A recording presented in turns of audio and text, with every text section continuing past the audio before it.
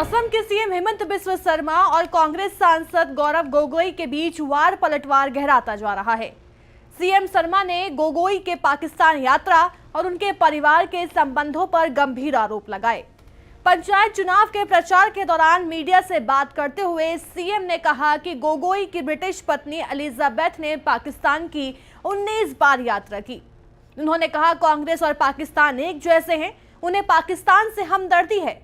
आगे कहा कि असम कांग्रेस के नेता भी अपने पाकिस्तान रिटर्न एमपी को बेनकाब करने में लगे हैं। कोई सोशल मीडिया पर पोस्ट लिखकर निशाना साध रहा है तो कोई सफाई देते हुए कह रहा है पाकिस्तान जाने में क्या बुराई है। हेमंत बिस्वा शर्मा ने गौरव गोगोई पर निशाना साधते हुए कहा कि इजराइल यात्रा के दौरान उन्होंने दावा किया था कि उनका पासपोर्ट खो गया है, जिससे हम और सबूत नहीं जुटा सके। पाकिस्तान से वापस आने के बाद गौरव गोगोई 90 नौजवानों को पाकिस्तानी दूतावास में ले गए थे। उनमें से कई लोगों को पता ही नहीं था कि उन्हें कहां ले जाया जा रहा है। हेमंत बिस्वा शर्मा ने कहा कि अगर एक बार सबूत हमारे हाथ लग गया तो हम उसे पीएम कार्यालय में पेश करेंगे, फिर केंद्रीय जांच एजेंसियां इसकी जांच करेंगी।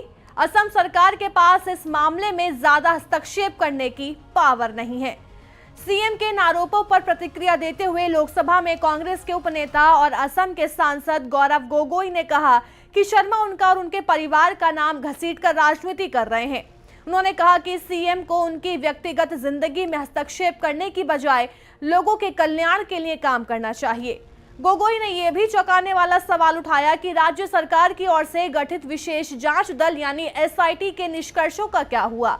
उन्होंने सीएम को चुनौती दी है कि वो एसआईटी की तरफ से की गई जांच के रिजल्ट सार्वजनिक करें। लेकिन इस वार पलटवार के बीच आपको बताते हैं कि आखिर कौन है गौरव गोगोई की पत्नी, कौन है एलिजाबेथ। एलिजाबेथ कोलबर्न ब्रिटेन में जन्मी है। लंदन स्कूल ऑफ इकोनॉमिक्स से ग्रेजुएशन की पढ़ाई की। उनकी मुलाकात गौरव गोगोई से 2010 में हुई थी। 2013 में नई दिल्ली में दोनों ने शादी कर ली। एलिजाबेथ का करियर और उपलब्धियां।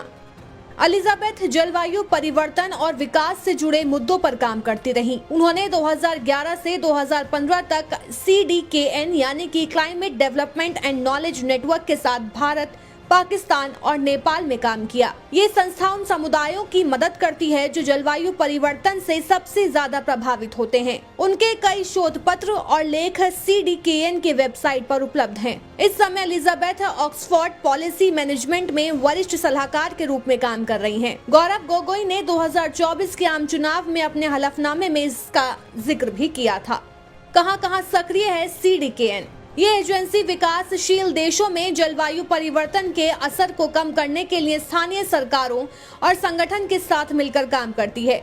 इसका मौजूदा 5 साल का फेज यानी 2022 से 2027 तक खास तौर पर वंचित समूहों को जलवायु परिवर्तन से निपटने में मदद कर रहा है। CDKN को फंडिंग कहां से मिलती है?